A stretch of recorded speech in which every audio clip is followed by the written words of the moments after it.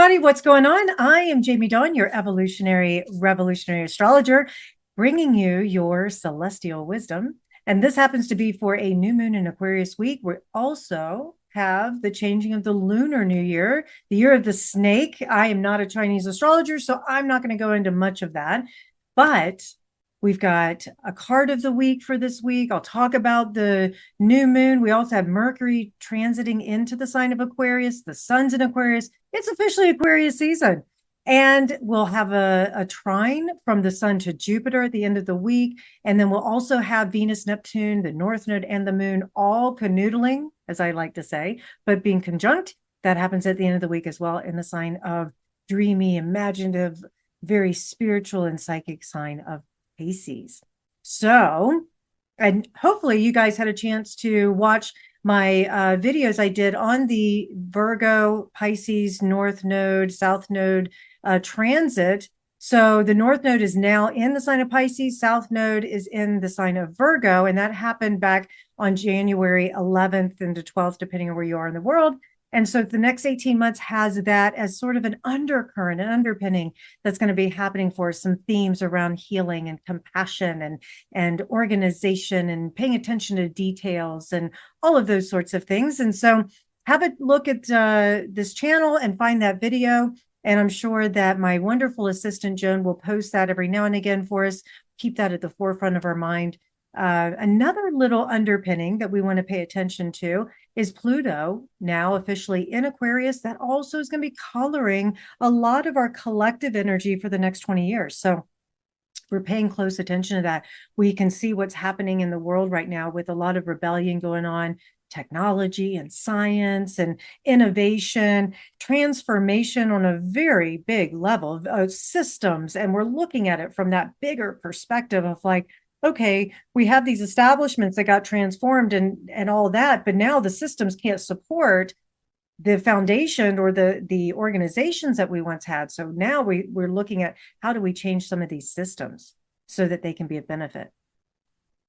So those are some themes to kind of think about. Now, card of the week, right?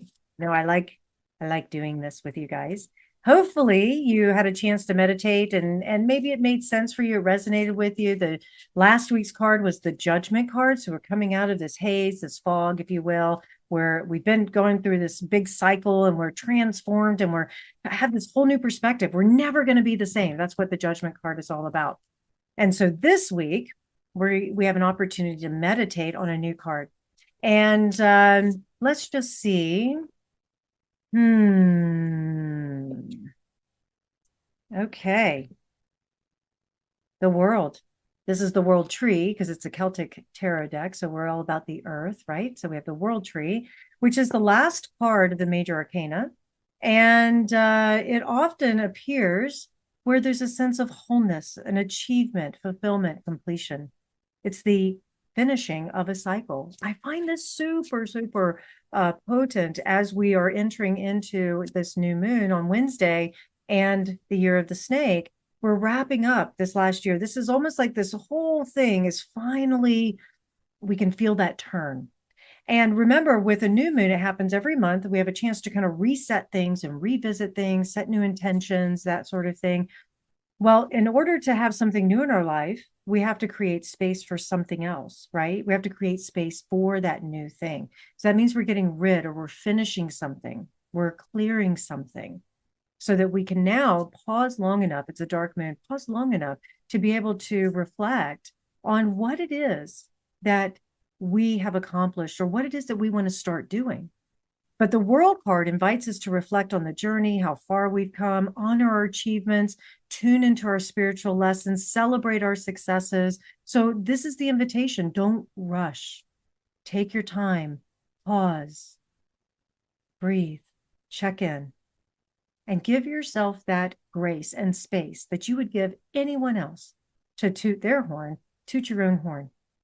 Take that moment and say, yeah, I've been through a lot. That doesn't mean nothing is happening. It doesn't mean you're not gonna, that you're totally gonna change your entire life in every way, shape, and form. No, you could, but I don't see that happening. But maybe there's just this marked moment of completion and you're ready. So if there's any loose ends you feel as you're reflecting through all the things you've accomplished, it's a good time just to wrap them up to clear that space so that these new beginnings and new opportunities can start emerging. So look at those little details. Capitalize on that South Node in Virgo right now. Capitalize on going through the details and analyzing what needs to be done in order for you to move forward. And with that North Node in Pisces, we're moving forward in a way that says, I am trusting my intuition. I'm trusting a higher power. I'm trusting in making a decision that may not have all the logical pieces to it, but it feels right because I've taken the time to listen deeply to my own intuition.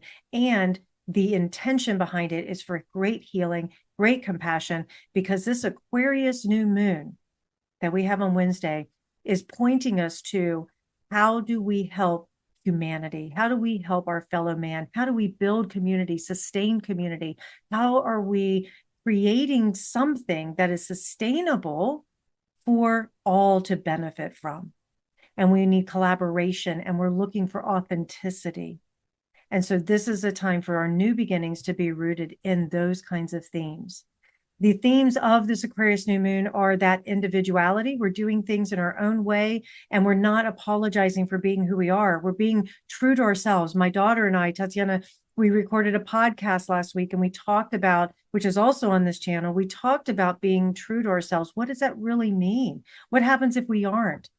This new moon has us reflecting on, where have I given away myself on the altar of trying to people please, or on the altar of not wanting to create a ripple, or whatever it might be.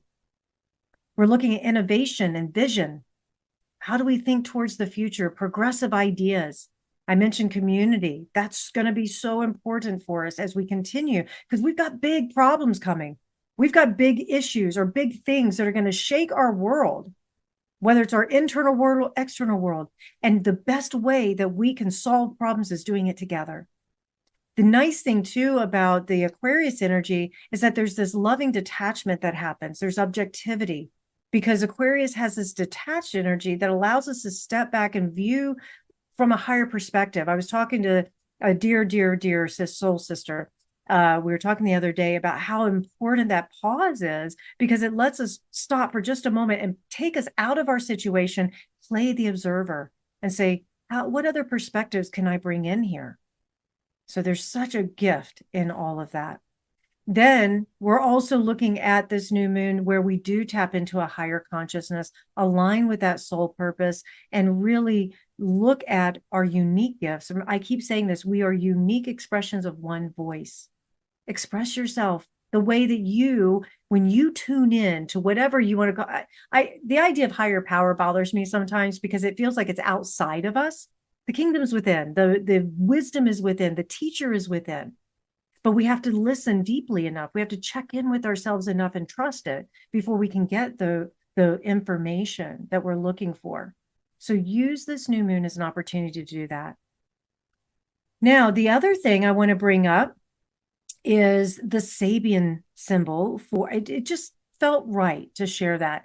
The Sabian symbols are based on the different degrees of the signs, and there's a wonderful phrase that we can meditate on, and a theme that happens. And this particular Sabian symbol, because the new moon is at 10 degrees, I'm just coming up with all kinds of fun words, 10 degrees of Aquarius. And the Sabian symbol is a man who had for a time become the embodiment of a popular ideal, is made to realize that as a person, he is not this ideal. Contemplate that.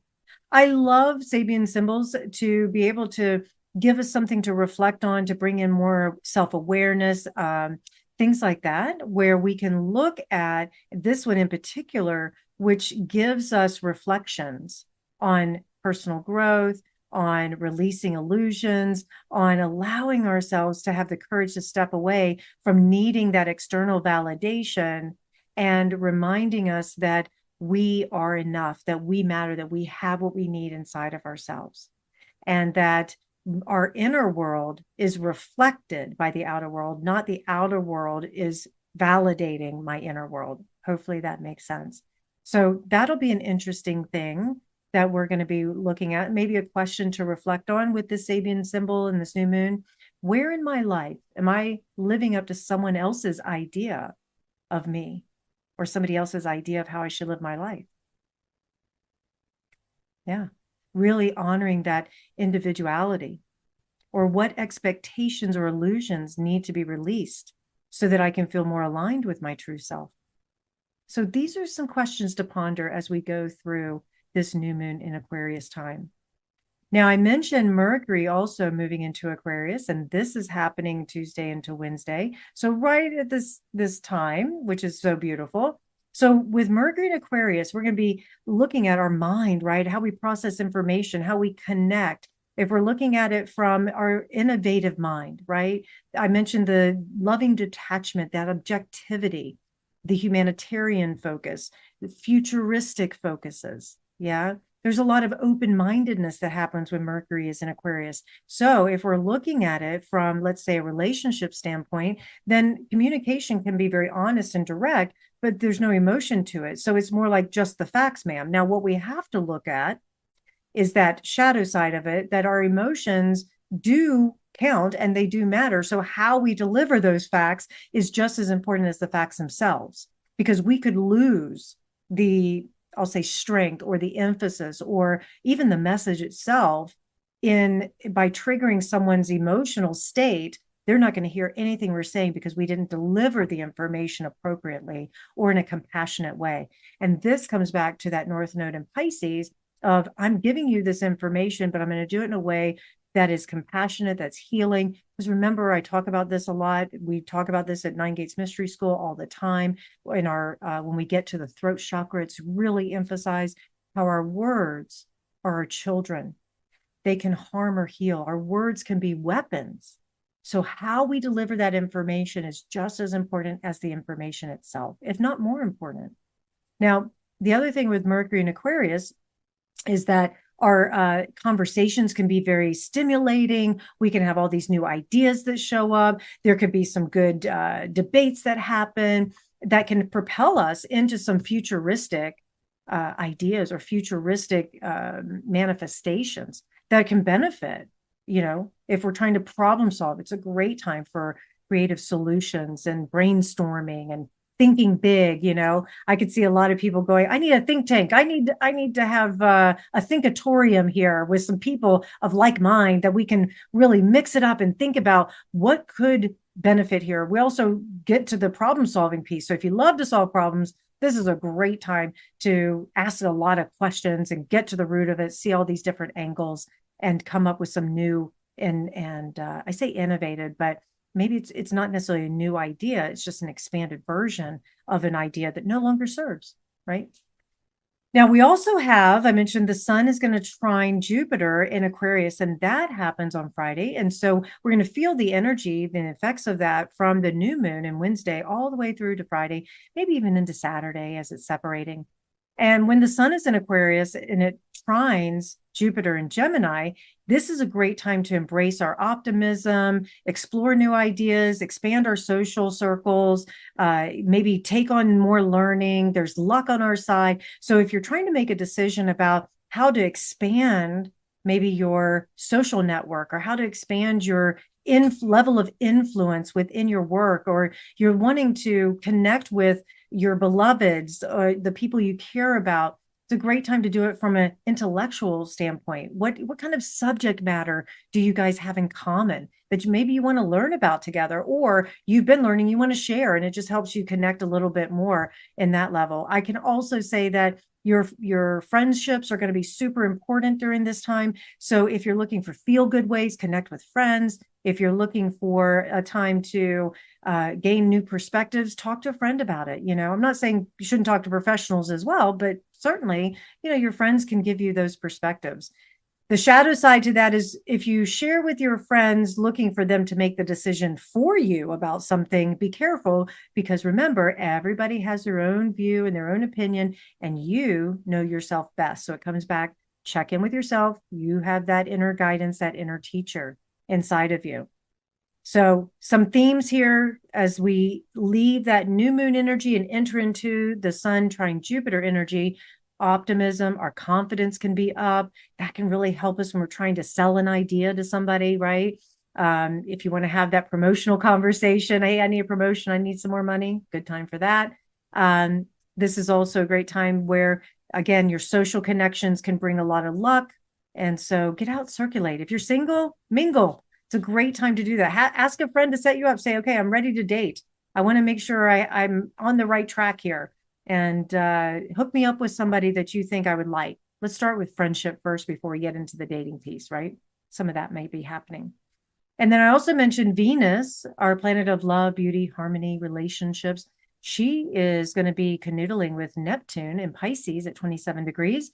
So is the North Node of Pisces and the moon. And that happens after it leaves Aquarius and into Pisces on Friday. So we're going to have a brief moment where there could be quite a lot of emotional stuff being stirred up, but there's also going to be a lot of downloads and information that comes in that helps us feel really connected to that higher power, or maybe we're connected to our inner wisdom, where we can start to feel that, you know what, maybe I need to escape because I've had so many epiphanies and I need time to really digest them and process them. Friday's a great day to escape. So if you want to take some time off, if you want to go daydream, go to a movie, you want to have date night, it's a great time for that. So enjoy that too. And I would also say that you'll probably, now Saturn also is going to be part of this. I didn't add that to the group, but Saturn is also going to be part of the group with the moon transiting closer to Saturn during that time, where it does have a connotation where we feel a little heavier, maybe a little bit more serious with Saturn involved, but maybe we're more serious about bringing heaven to earth with it being in Pisces. Maybe we're more serious about our spiritual practices, about our relationships feeling really good to us, and what do we admire most in our relationships and about the other person. It's a great time to compliment and to feel connected on so many levels, but on that higher level with other individuals. I will say you're high sensitives, you're most likely going to be so tuned in to this energy it's going to last for a couple of hours, where the emotional body could take over if you're not careful. So please, please, please ground. Please let the emotions run, let them pass, if you will. And, if you need to connect with somebody that you trust, feel safe with, to process it, it's a great time to do that. But if nothing else, maybe escape to the water. This is watery sign, Pisces. Get to the beach, get to the pool, you take a shower, take a long hot bath, draw a bath, put some music on, light some candles, have a romantic evening with yourself, have a romantic evening with beloved, whatever that is. Take yourself on a date. That's also a fun way to use this energy. All right, you guys, I hope that this video helps to kind of give you an idea of what we might be experiencing this week. I'd love to hear more about it. If you want to comment, like, subscribe, share, that'd be great too. And you can find me at jamiedawn.com when to listen, and I look forward to connecting with you. Have a great week, everyone.